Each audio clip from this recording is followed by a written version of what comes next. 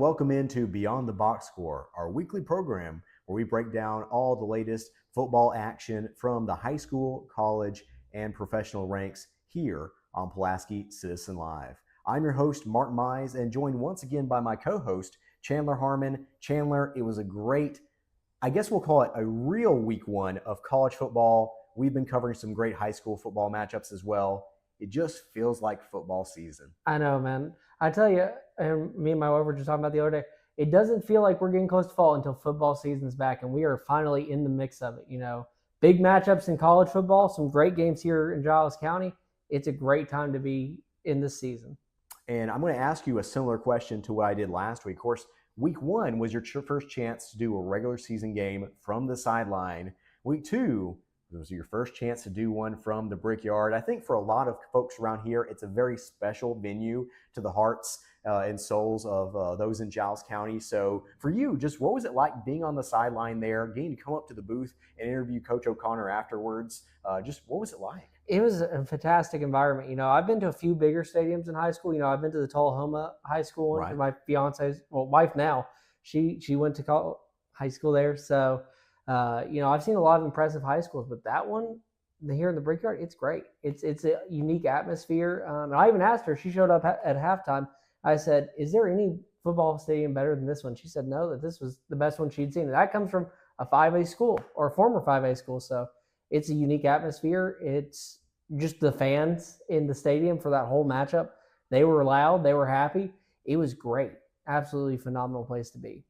This past week, it was a good place to be here in Giles County as the Bobcats won 27-14 over 5A Henry County. And then the Richland Raiders won 28-19 over 4A Spring Hill. So a couple big wins over higher classification teams there for both teams as they both picked up their first wins on the 2025 campaign. So a lot of good football this past week. We're going to be talking some of that football here in a moment, but then just real quick, we're looking forward to this week, one of the best rivalries. Once again, I think a lot of Giles County fans might say Marshall is their biggest rivalry, but number two's got to be that Cowbell game as the Giles County Bobcats will be head west this Friday night. I mean, that one should be a great one.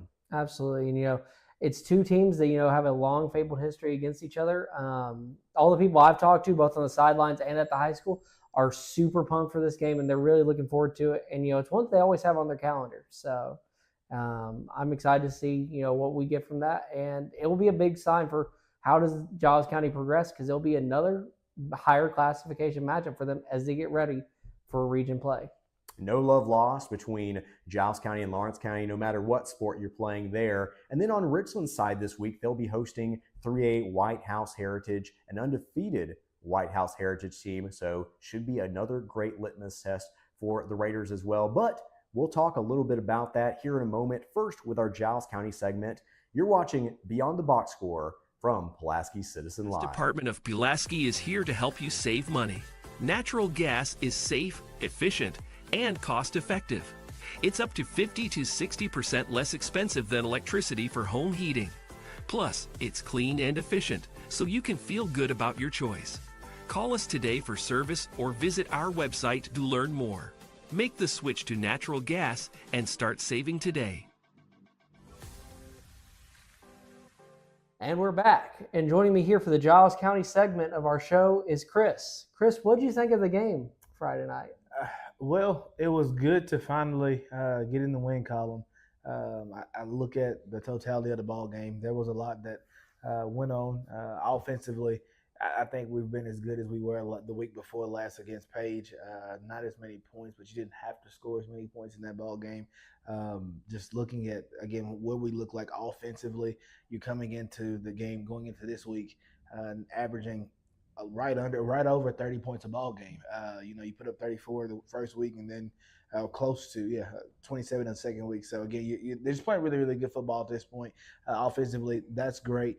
The biggest takeaway, though, obviously, you guys heard me a week before last about how poorly we looked defensively. That was a 180 last week defensively. Did a really good job in the pass game and then did a better job of fitting the run. and getting guys in position to make plays. We're still down Pearson Collier. There was a couple other guys that didn't get a chance to play early that we saw later in that ball game. So again, just little things like that. Defensively, we're just getting better. And then we've done a good job the first 2 weeks, Chandler, of getting to the football. That hadn't been the issue. It's making contact and wrapping up and making a tackle that's been the problem. And so we did a better job of that. Henry County brought in a quarterback that did a lot in the run game, and I thought we handled ourselves really well. Absolutely. I was a little concerned in the first half. There was a little bit of issue stopping the run game. Like you said, towards the second half, they were doing really good defensively. And, the fumble, they really laid that guy out. So, overall, they did really good in the second half. I agree. And I think defensively, what you saw in the run game was early on trying to make sure you don't get beat over the top. Mm-hmm. Gave up so many big plays in week 1. You're trying to almost overcompensate for that in week 2, not wanting to get, again, those short drives. You go back to that week 1 in Page, there was 4 consecutive series where it was 1 play, 2 play, 3 play, and 4 play drives. You gave up 28 points in what felt like 36 seconds. You know what I'm saying? Mm-hmm. So, you're not wanting that to happen. One team's better to drive the ball down the field and then try to, get to third down and then be able to get off the field on third down. I thought we did a better job with that. And then as the game kind of went along, I said it last week, when it comes to making adjustments mid-game at halftime, it doesn't get any better than Tanner Holly. He did a really good job of contorting some things, fixing some things.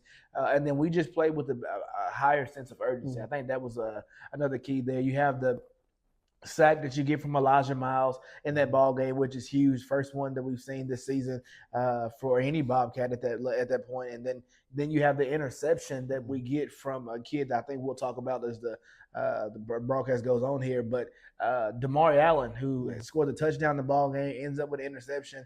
Almost had a pick 6, and it's probably great that he didn't, because I don't know if the county could have held his head if we had he had a pick 6 and a touchdown.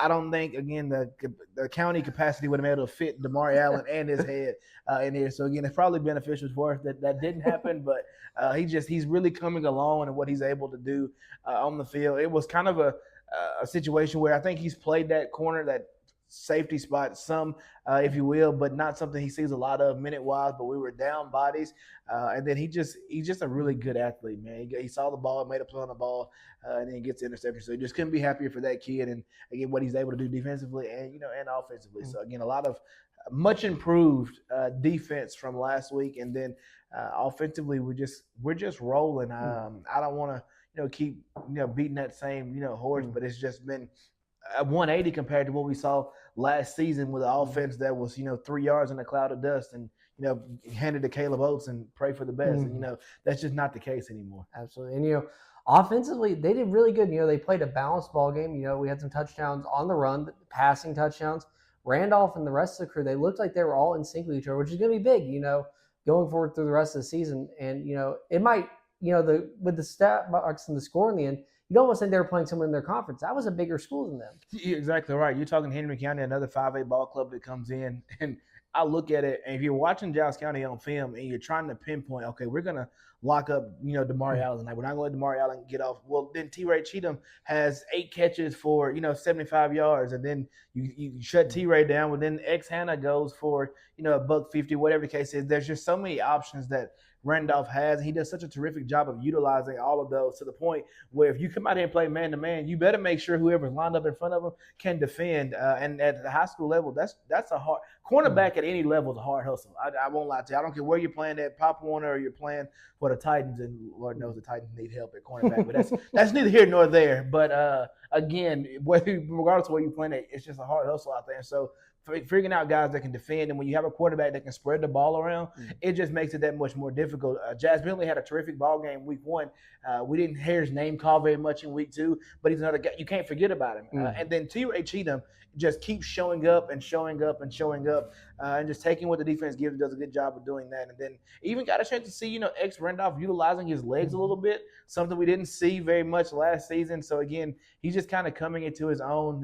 He's running his offense like a well-oiled machine. And, again, if I was anybody looking at Giles County, especially at the 3A level, you're scratching your head if you're a defensive coordinator. What are we going to do with this high-powered offense? Absolutely. There's no such thing as a perfect game, but they did really well altogether. Really the only miscue on some of their scoring drives was the missed field goal, the extra point. But besides that, they were really well put together offensively. I thought they did a terrific job, and just looking at different points, even David Bridges in that the ball game, last week didn't have the same quote unquote impact that he had in week one. But you keep handing it to him. He does a good job of just staying between the tackles, taking what they give him. Late in the ball game, when we needed to pick up some yards on the run game, we saw some of the stretch stuff or some of the pulling action that we saw week one. He did a good job of just taking advantage of those. But just being able to constantly take some of those licks, keep showing back up. I thought he did a good job of doing that. And again, just being a team guy, and I think that's the biggest takeaway from this particular group is everybody's a fan of everybody. There's not any big eyes, little U's. Nobody's upset if you have a great night. Everybody's just happy to be performing at the level that they are. And I think when you have a camaraderie like that, and then you have leadership like you do with X Randolph, and him being selfless like he is, I think it makes everything flow. So again, offensively, I think we're doing great. Defensively, that's a game you want to kind of hang your hat on. You're looking at that ball game and thinking, we shut some things down, figure some stuff out, and just still trying to figure out some nuances. And you're doing all of this, and in the back of your mind, you're still saying to yourself, we don't have arguably our best defensive player on the field yet in Pearson Collier. And so when you get ready to add him to the mix, I think it's going to blow some things up really defensively. Absolutely. And, I was a little worried with some injuries. We saw a few players go down, but from what I've heard, I think we've avoided some major injuries as we go into a big matchup next week. And we'll hear more about that matchup. But real quick, we're going to take a short break and hear from Coach O'Connor after last week's game. Coach, big win tonight for the Bobcats against the powerhouse 5A Henry County. How do you feel about the team's performance tonight? Huge win, huge team win. I couldn't be more proud of our guys. We've got a bunch of young guys and some crafty seniors that have been through a lot of football. So I couldn't be more proud of those guys. We had some obstacles to come up during the week. I think we handled all those things really well. We came out here, didn't play flawless, didn't play as good as we could play. We played pretty dadgum good. Yes, sir. Speaking of that, the defense coming up with 2 turnovers there. What do you think of the defense's performance? Oh, huge stops, huge taking the ball away, and that's something we addressed before the game. Us, you guys, our running backs, our receivers, our quarterback that are entrusted with the football, you've got to take care of the football game because the turnover battle is going to win or lose this football game tonight. And we get that big turnover as Bones, we call him, Damari Allen takes that ball away right there early in the, first quarter. Their first series, he takes away, we go down and punch it in. That was huge. And then, holy cow, Spidey, Chakarius Reeves I think that was him. And it could have been, I thought it was Spidey, but it could have been one of those other guys. It could have been Trace Ward, but somebody made a huge stick at about the 15 there, jarred the ball loose. We got lucky, hopped on that thing, and it was pretty much smooth sailing from there. Absolutely. Saw a few injuries, it looked like, going into next week. Are there any concerns? There's always concerns with injuries. Got some guys banged up. That's the best way to look at it. We got to go out and we got to get some guys checked out, get them back in ready to go, or we got to find that next man up mentality and get those guys ready to play next week. Absolutely. Last question, Coach. Next week, a big rivalry game. How do you feel that these 2 5A games you all played back-to-back have gotten you ready for that matchup? I don't know that. I know Coach Barnett's got his guys over there playing lights out. They had a huge win last week with Summertown. Tight game for the first half and then rolled them on out of there pretty good in the second half. So I don't know. It's going to be a big challenge. I think they had a pretty good game again tonight. So I don't know. I know he's brought a lot of new energy to that program. Those guys are playing hard for him, and I think that's the number one thing. I know our guys, I told them right before I left, 24-hour rule. We got to make sure we enjoy this thing all night tonight. Make sure if you got a bruise or bang, you get ice on it, take your ibuprofen. But you got to get ready for next week because there's not 2 words for this cowbell. And they're all excited. Yes, sir. Absolutely. Thank you so much, Coach. Appreciate it, guys. And we're back. So, Chris, this week a big matchup against Lawrence County for the cowbell game. What do you think that's going to look like for Giles County? I'm excited to get over there. It's going to be a fun night of high school football. I think it'll be another pretty night for a football game. Getting a chance to go to Lawrence County is always fun, regardless of the sport.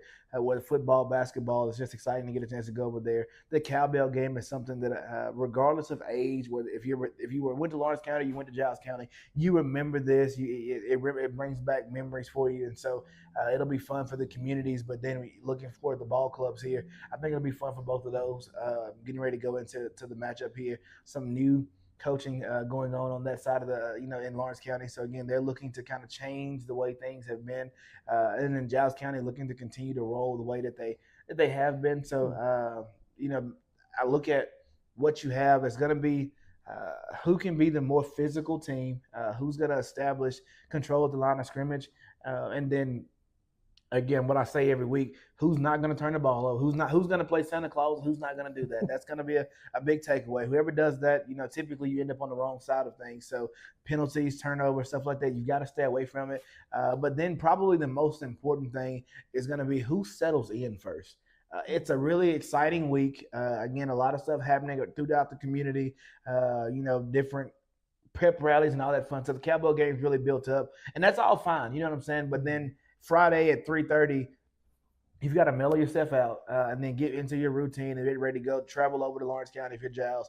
Get there, get settled, and again, just focus on doing the little things. I mean, we don't need any senseless penalties or, again, just not letting the moment be too big. And this is still a fairly young Bobcat team. Some of these guys have seen a cowbell game. Some of them had uniforms last year, didn't play, you know what I'm saying? And some of them wasn't even in Bobcat uniforms last year. So, again, it's different for them. And then I think about a couple of the kids who are on the Bobcat roster who have Lawrence County ties, none more so than, your standout middle inside linebacker, Tate Bedford, is a former Lawrence County kid. So it's a game I know he circles on his calendar every year. But when it comes to preparation and being prepared mentally, physically, emotionally, there's not a kid I have more confidence in than Tate Bedford. And what he's able to do on the field, off the field. And again, I think he'll set the tone defensively, so I'm not worried about that. Offensively, you just want to keep things rolling. I don't expect OC to get too fancy. You don't want to probably not going to show a whole lot, as region play is just around the corner. And I think that's the scary thing. I think about offensively, I know him well enough to know that he's one of those that always keeps 4 or 5 things up his sleeve, and you don't know about it until the weather changes outside, and all of a sudden he goes to some formation you hadn't seen all season, and you're like, why haven't we been doing this? We've been practicing on it. We just didn't do it, So he's just that kind of guy. So again, I'm still excited about what's to come offensively, but again, you just want to continue doing what you've been doing. I expect a large dose of David Bridges, and then I really expect him to spread the ball around. Let X Randolph do what he's done the last 2 weeks. Right, absolutely. And when you look at it, this game is going to be a big matchup for Giles County. It's another higher classification game. Which the hope is, that will get them ready for when they go into region play. Sure. And so when you're looking at Lawrence County, on the other hand, they've gone 2-0 so far. Giles County's 1-1, so it's going to be a tough road game for them. But my hope is that it will get them ready for when we get to the region play, like you were talking about, and we'll have more tricks and stuff that we haven't seen yet from the team going into that. Oh, without a doubt, man. And I think that Lawrence County has, again, they haven't won this ball game in a while. I don't know the actual date. You'll have to get with the statistician, the legendary Mark Mize. I'm sure he has that information for us. We'll touch base with him at some point. But I don't know when the last time it was that they won, but they're 2-0, new coaching regime over there. They're looking to win a ball game Friday. They believe they have everything it takes. They think they're athletic enough. They think they're physical enough. So this isn't going to be a cakewalk by any means. It's a business trip, and I think you have to take that mindset. Be prepared to handle business. And then, like I said, just play your style of play, not letting the crowd or what's being said on the field get to you. Just continue doing your job. I think with a more physical team, I without a doubt think with the more athletic team. However, I've seen a lot of cases where the more physical team, the more athletic team leaves the field with an L. So if you don't do your job, take care of business, again, you could be on the wrong side of this cowbell ball game Friday night. Absolutely. And so you mentioned already a few keys. What do you think the biggest things that are going to decide this game will be? If I'm Giles going into Friday, I know that they're going to want to be able to run the football. Historically, they're not a team that throws it around quite a bit. We even remember them being some of the wing T action that we saw over the years. So not sure if that's something they're still doing offensively or not, but we know they're going to want to establish a run game. So we've got to do a good job of fitting the run and then making tackles. We've struggled at times making open field tackles, and that's something we've got to clean up. Because again, all it takes is one missed tackle, honestly, and then you end up on the wrong side of the field. And you're talking about a house call, so you've got to do a better job of that. I think that's going to be the key defensively. I'm not so much worried about offense. I think we have a bevy of ways in which we can score the football and how we can move the ball up and down the field. It's just going to be, can we get stops and get off the field, on third down, and then I would love to see us force some more turnovers in the ball game. Think about it. You had 2 turnovers last Friday. You had the forced fumble, then you had the interception for the Bobcats. So, again, being able to force turnovers is, drive killers. It's momentum breakers for the other team. So, and it creates momentum for your team defensively. So, again, I think that's going to be the bigger deal is, can our defense come out Friday early and set the tone? I wouldn't even be surprised if we win the toss and O'Connor doesn't elect to send the defense out first, to try to set that tone, because we know offensively, barring something crazy happening, we're okay. You know what I'm saying? Right. But can we set the tone defensively? And if we can do that, I think we'll control that ball game. I think it'll be fun to do that. And so that's it. Just kind of set the tone defensively, keep your cool, do your job, and as always, no ho ho ho, no playing Santa Claus. Absolutely. Well, it's been great talking to you, Chris. We're going to take a quick commercial break, and then we'll be right back with my interview with Giles County Principal Don Thomas. For a new job, let M&M Staffing be your guide. With over 20 years of experience, we know how to connect great people with great opportunities. We work with over 80 companies, so we're sure to find the perfect job for you. Our team is dedicated to helping you succeed, and our high customer satisfaction rate proves it. Ready to get started? Visit us at mnmstaffing.net or give us a call today at 931-347-4255. This is Chandler Harmon from the Pulaski Citizen, and joining me here today is Giles County Principal Don Thomas. How are you doing, sir? Doing great. Appreciate you being here. Yes, sir. So this week, coming off the Labor Day weekend, how are things kind of progressing this week? It's been a good week. Everybody needed a day off. We went the month of August. Consistently didn't have days off, and students, teachers, everybody needed a one-day break right there and get cranked back up. Absolutely. And then in your interview with Scott last week, you mentioned the election of the Student Government Association. How are they kind of getting into those new roles after being elected? They're fitting, moving right in, adjusting. It's good for us, good for them. The excitement, energy, and things like that of our new officers. Just fitting into how they act and how they react to things that are going on at school. Absolutely. And then something that the school board approved, the county high school is looking to get emotional support dogs from the sheriff's department.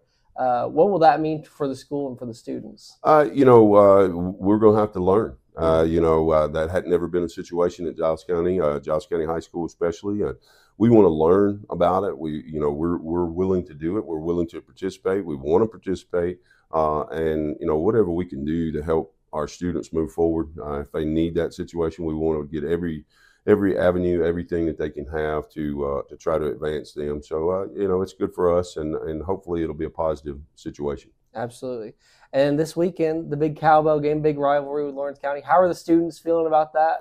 How's the team feeling? There's some energy there. We came off a big win last week. There's some energy leading into this week, and Lawrenceburg being 2-0. They're having a quality season. So it's a rival. It's things. We hope to perform. We hope to show the community and everything, and the pride and respect that we have for the community, and so that's what we want to do. Absolutely. And then I just want to thank you for your time. Is there any other big things going on this week besides the cowbell game for the school? We always have English, math, science, history. we have all our classes, so there's a lot of big things going on. And today is a progress report for the students or whatever, so we'll see where they're at. After the first 4.5 weeks, and know how we need to advance in the academics for the next 4.5 weeks. Make sure we're in the right place after 9 weeks. So we'll see some things right now today. Students adjusting to teachers adjusting some, to the grading and things like that. So, today's Progress Report Day. It's a big day for us as well. Absolutely. Well, thank Yes, you, sir. Appreciate it, buddy. Yes, Thank sir. you. When it comes to insurance, Winterburn and Associates Insurance is the team you can trust.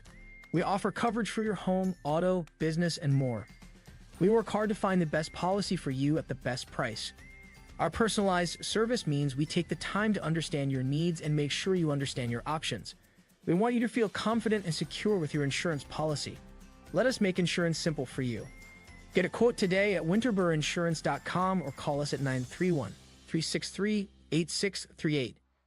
And we're back here on Beyond the Box Score for our Richland segment, thanks to Chris Bledsoe and Chandler, as they just gave you a preview of Giles County in the Cowbell game this Friday night. But for the Richland Raiders, they also picked up their first win of the season, 28-19 over 4A Spring Hill. Jennifer, great to have you for the first time on the show.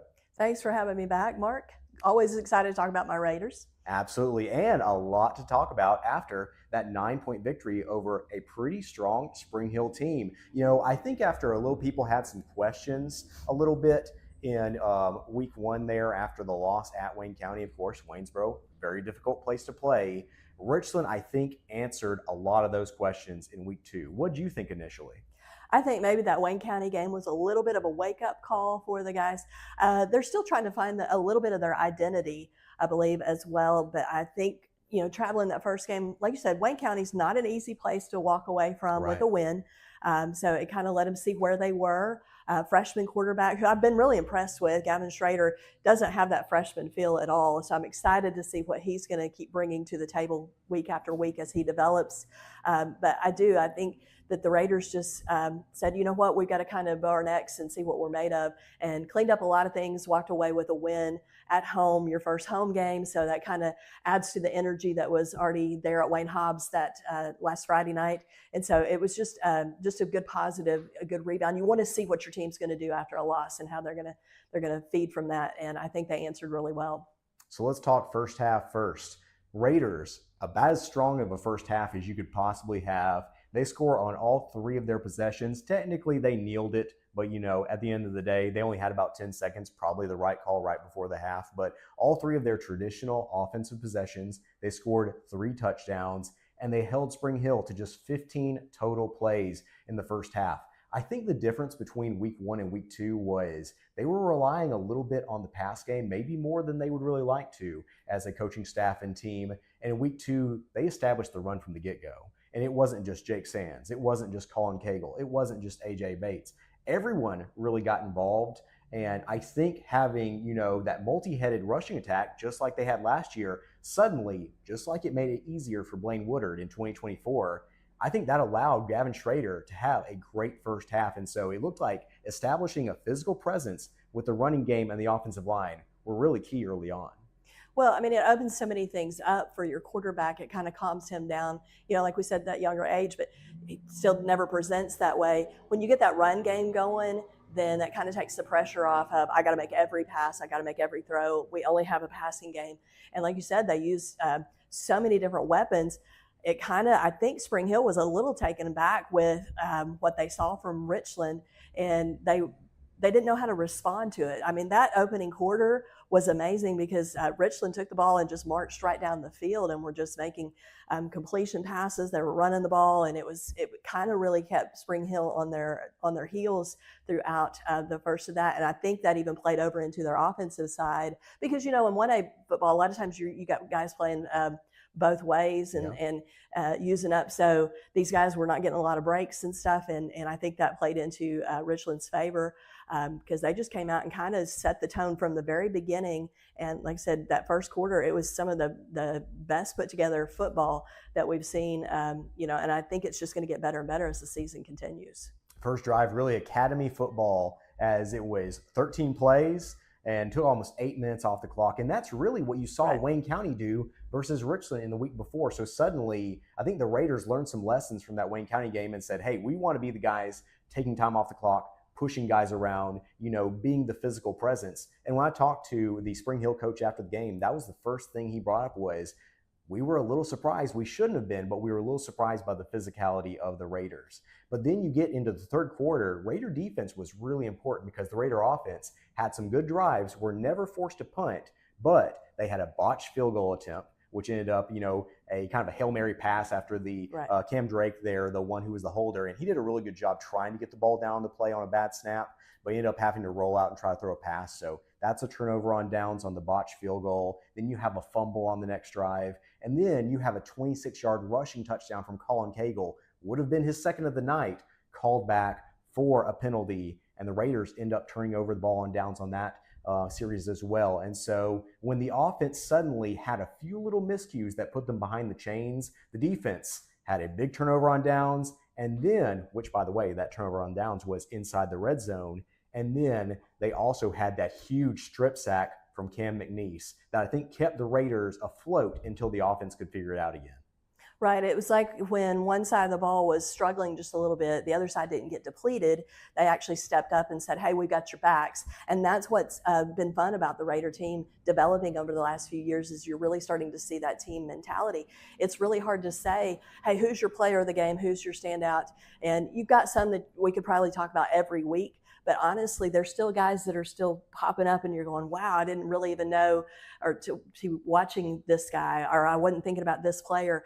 And, I want to give a shout out the offensive line. They never get the love Fantastic. that they were really phenomenal Friday night. And it's a lot of senior leadership. And I think they've got one freshman there. But, those five guys up front, toward the end of the game, they kind of led the way with that wildcat formation. That's not going to work unless your O-line is doing their job, because that's going to get shut down immediately. But those guys are putting their experience to work.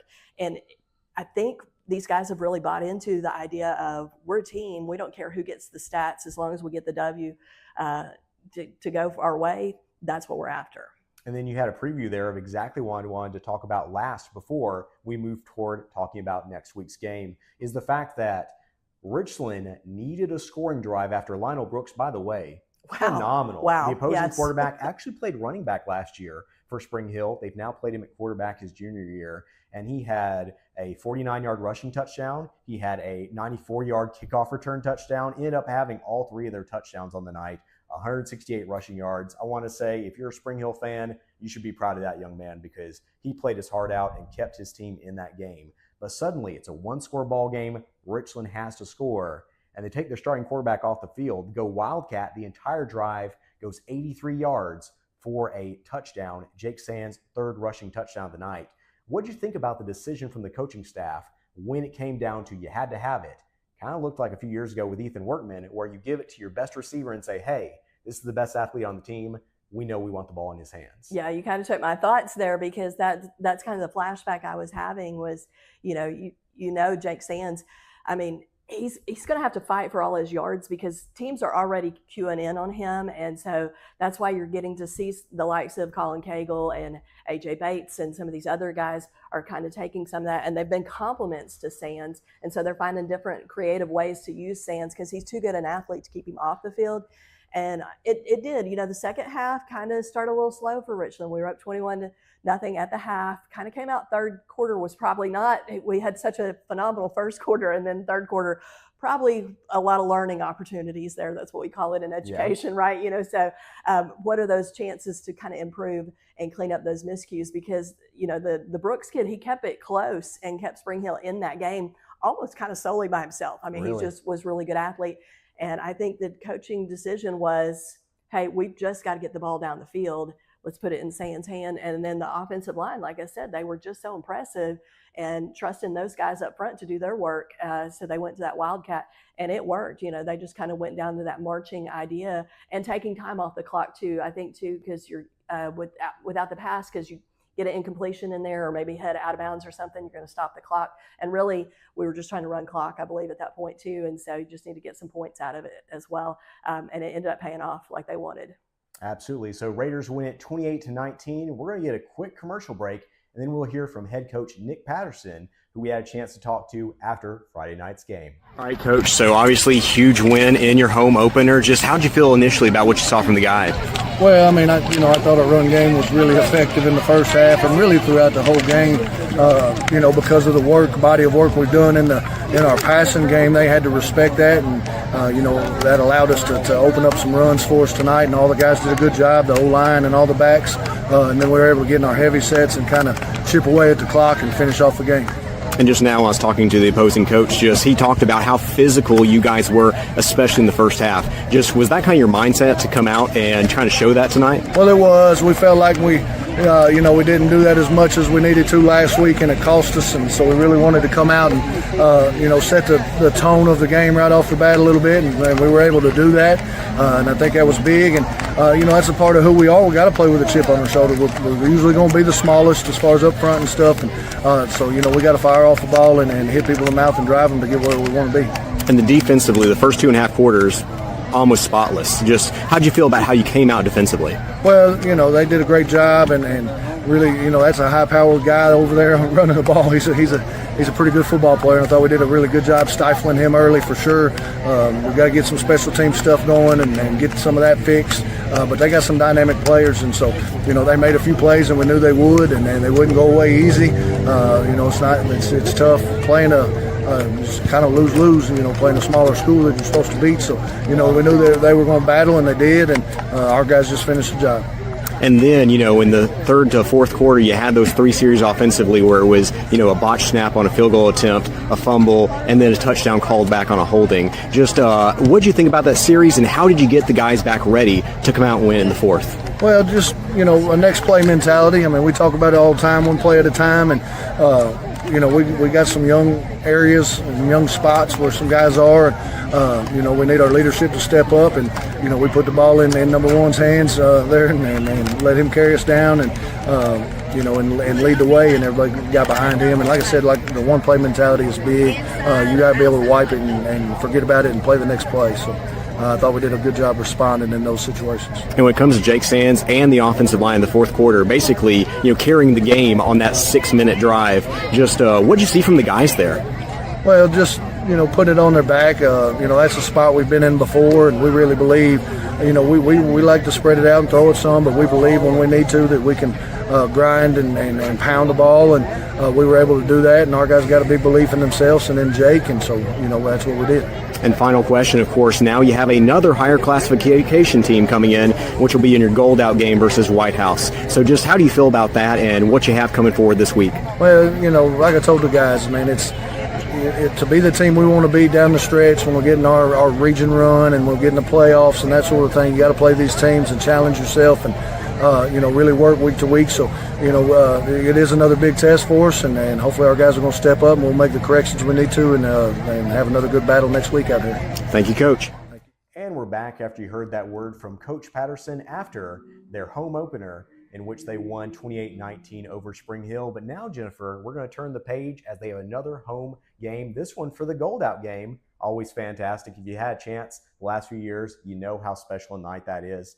And of course, if you haven't, it's a great opportunity, if you're not going to the Cowbell game, to head on up to Wayne Hobbs Stadium and check out this week's matchup where they'll be hosting 3A White House Heritage. So Jennifer, I'll be honest, if I had to break down the schedule, I'd say this might be the toughest game on the schedule as you play a 3A team that's 2-0 on the year thus far. They've looked really good, and unlike a lot of 1A teams that you're going to see over the course of the region schedule, White House Heritage likes to throw it around a little bit. They have a couple corners, Richland does, who are returning starters in both Hudson Griggs and Cam Drake. How do you think Richland sets up against that matchup against a really good quarterback in Xavier Murray and Marshawn Fletcher, a receiver who already has over 200 receiving yards on the year?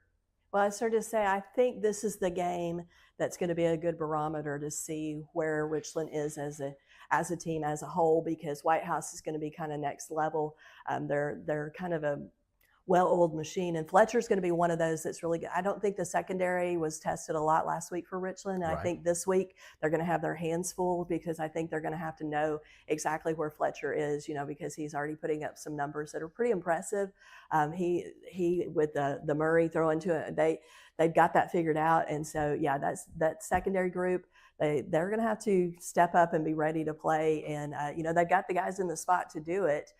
So maybe they can come up and read those lanes. I'd love to us be looking back at this next week and go, hey, they had a couple picks and, we're well prepared for that. But I think defensively, they're going to be tested more than they have in these first 2 games, especially in that secondary setting.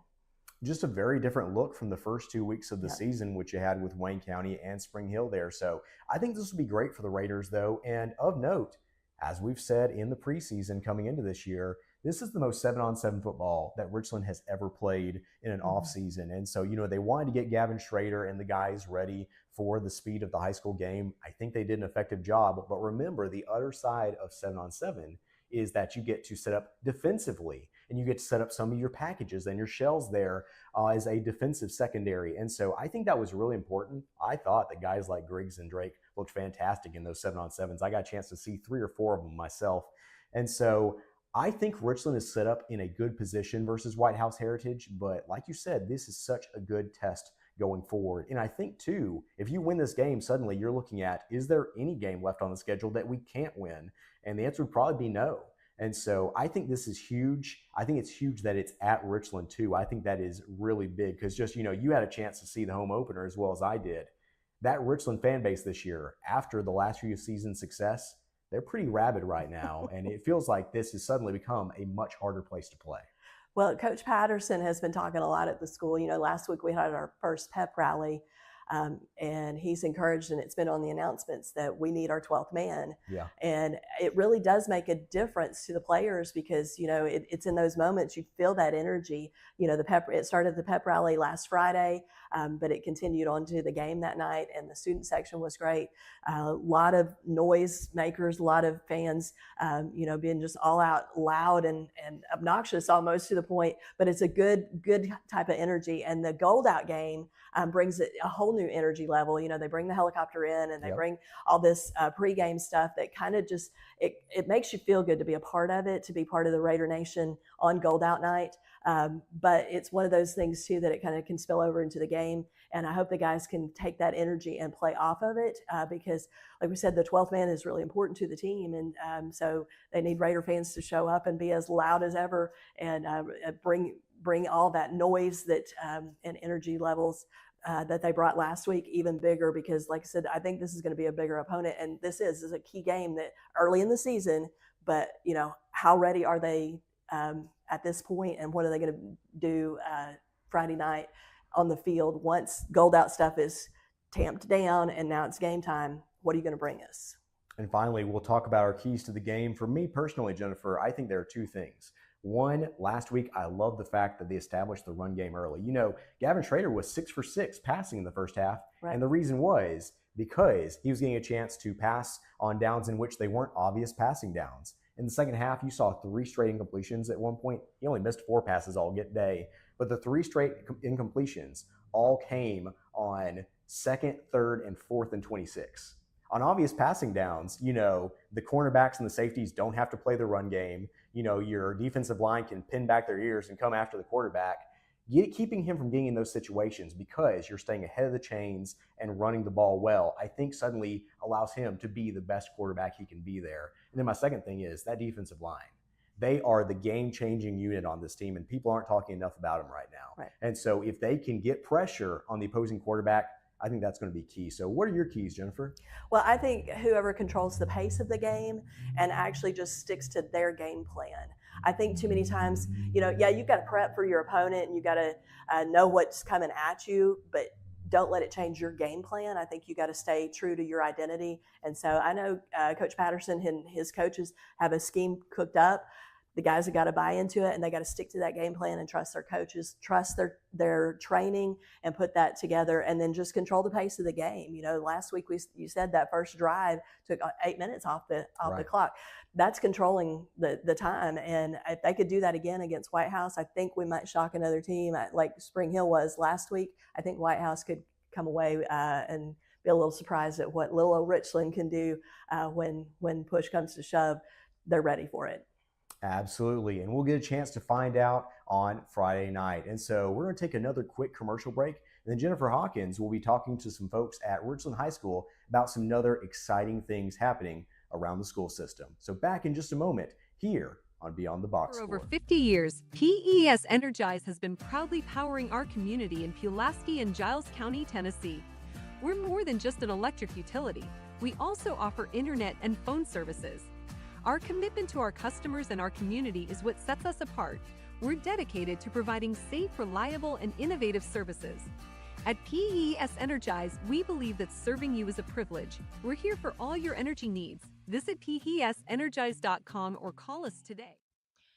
Hey Raider Nation, welcome back to All Things Richland. I'm Jennifer Hawkins, today joined with Melissa Green and Matthew Baxter.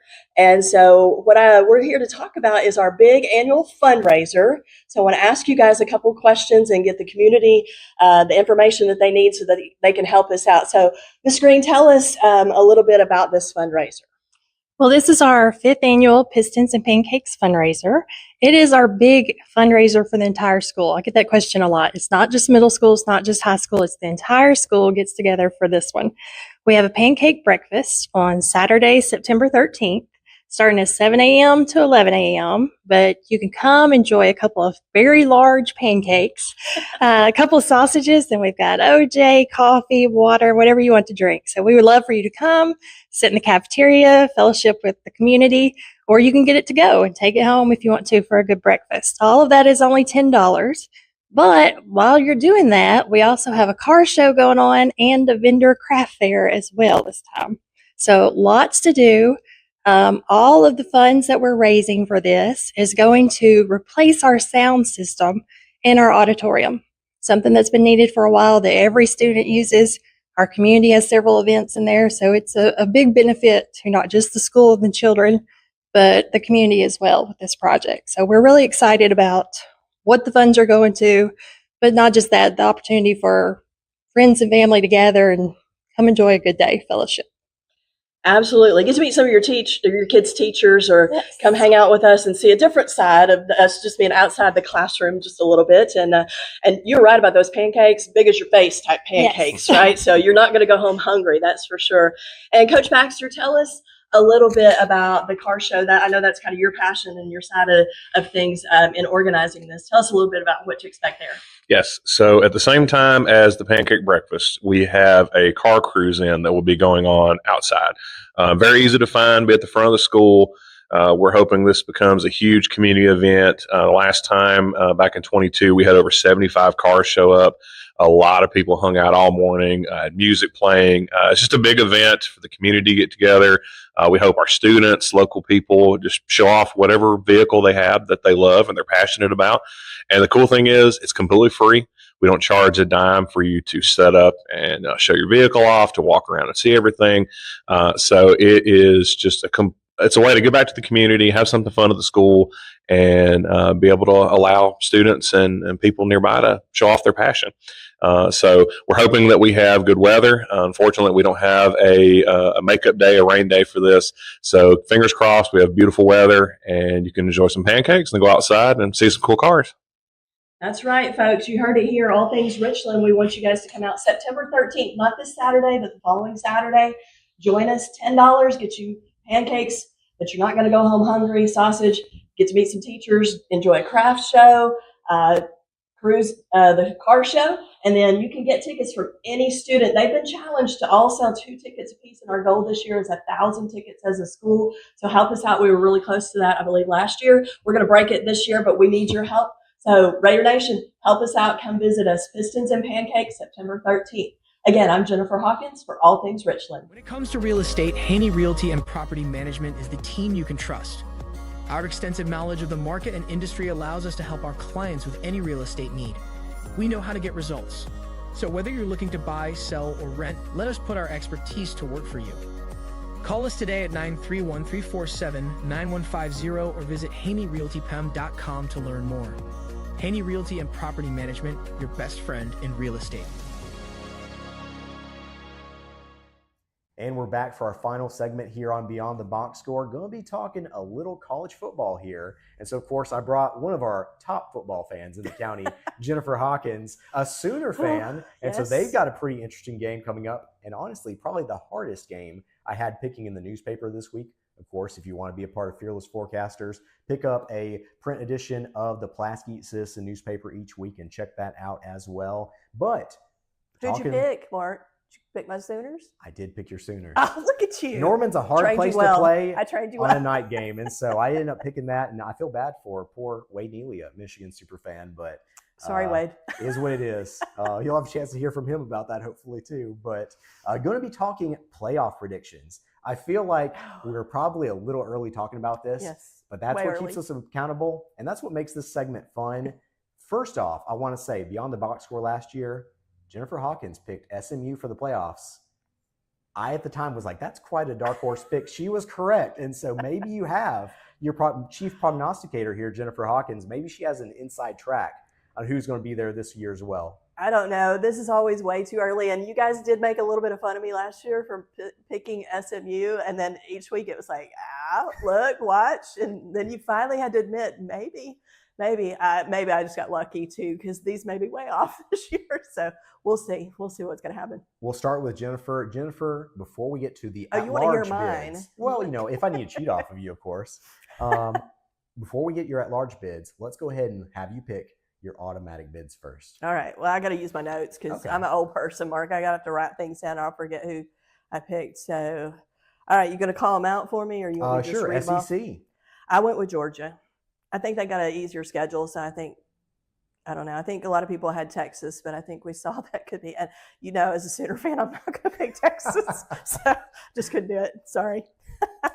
Big Ten. Ohio State.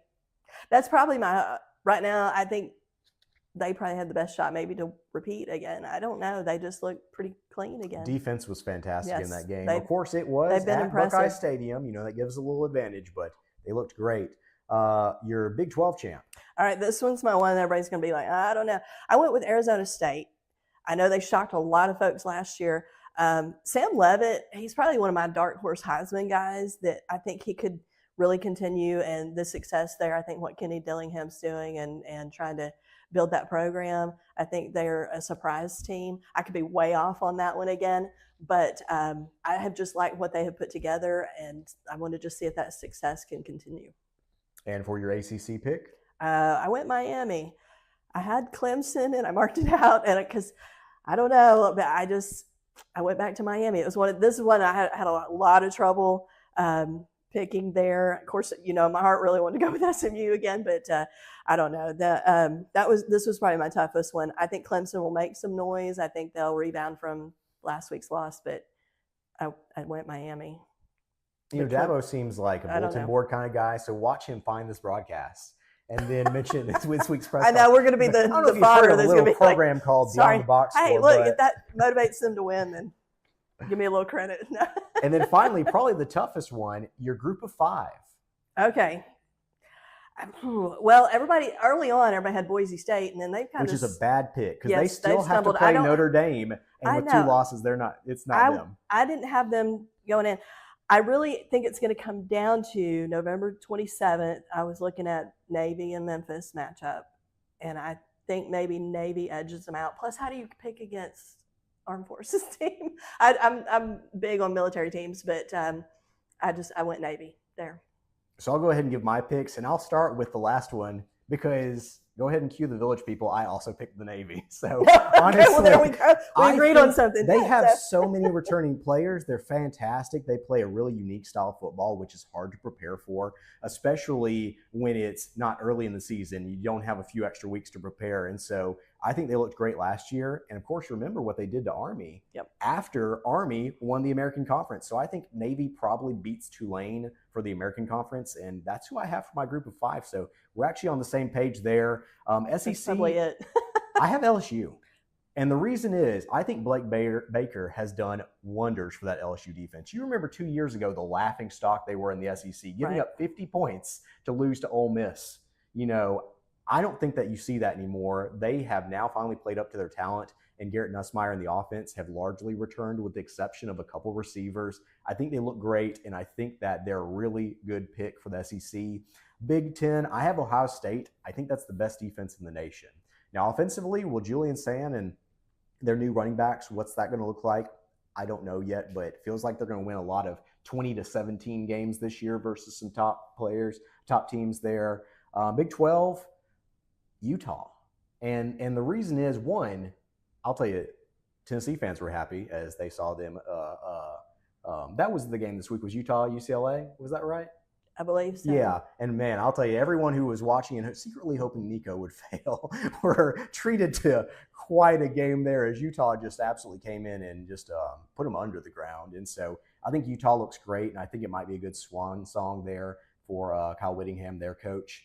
And then ACC, I have Clemson.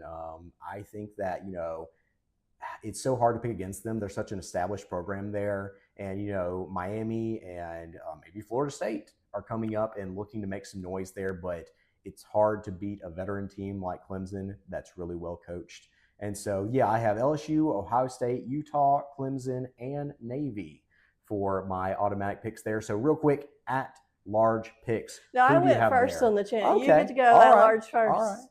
See, I'm calling it audible here.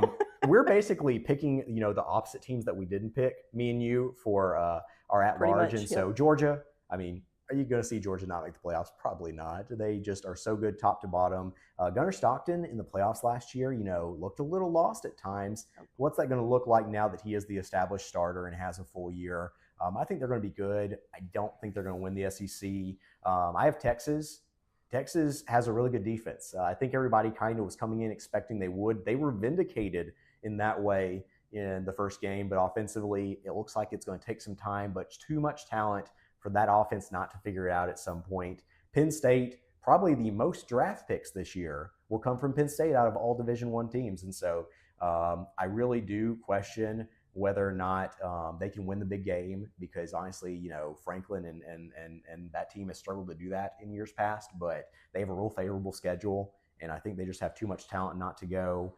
Oregon, when you're not going to pick Oregon at this point, they are probably a top 3 team in the Big Ten once again, and I don't think the Big Ten gets less than 3 teams in. And then real quick, Miami, pretty impressed with Miami beating Notre Dame. Notre Dame, they have a pretty soft schedule, just to be honest with you, and they looked good at times in their season opener there. And then the one that I think you're going to like, but you're going to be like, is, I know you're always just a huge Big 12 fan after all of Oklahoma's time there. Texas Tech basically bought a championship team in softball, and then they came out with NIL money, and they did it again for football. I think they look great. I think they had a really good week 1, and just top to bottom, what they've been able to do in the transfer portal is so impressive. That's my dark horses. I think Texas Tech makes it into the playoffs. Well, I had Texas Tech as my first out team, so we're kind of on the same page there, because I was like, I wasn't sure where to put them, but I'm like, I don't really want to discount them, but I didn't really have them in an at large, so they're like my bubble, that right. They're sitting right there with just kind of on the outside looking in possibly. But my other at large, I had Oregon, so we agreed on that one. And yeah, it's like you said, how do you go from not including them? Utah, so there's my Big 12. So you're right, we kind of just flip-flopped on some of our thinking with these. Notre Dame, they're going to be there. I don't know. They just always seem to. They play 3 good games all year, and then, they only lose 2 of them. How are you not? Yeah, how are you not going to have them in those top rankings? LSU, and that was another one I did struggle, because I was kind of impressed with their play this week. I think Garrett Nussmeier probably already a front runner for the Heisman, and I think he could lead that team and make some noise. I think Brian Kelly's got to kind of prove some things this year, so I think he's going to try to have every game plan to a T. And it came down to the reason I went with Georgia. They had a little easier schedule in my book than LSU, and so I thought maybe that was going to keep. I don't know that that was going to probably keep them a little bit higher, and that they might edge it out. And of course, all this comes down to injuries and who's going to continue playing. And like you said, it's way too early. But let's see, Texas. Yes, I did pick them. I know that's hard for an OU girl. Moving on. All right, Clemson. I didn't want to leave them out. Struggled not putting them there, but went with Miami. So I think Clemson will still be in. I don't think you leave a Dabo team out. And Penn State. So like you said, I think the Big Ten is going to have, just some powerhouse teams there. And I think you don't get away from Penn State at all. So Big Ten fans aren't going to want to Yep. hear this, but a top-heavy conference potentially there, Yep. as you have 3 truly elite teams. And then, I mean, maybe you say the same for the SEC at this point too. I mean, they looked a little overrated in week 1, so we'll see what we get from here on out. But Jennifer, thanks for joining us as always. Not a problem. Not a problem. Thanks for having me. Always love talking about my Raiders in the earlier segment, and then getting to talk a little college football. Everybody says, "What's your favorite season?" My answer is always football.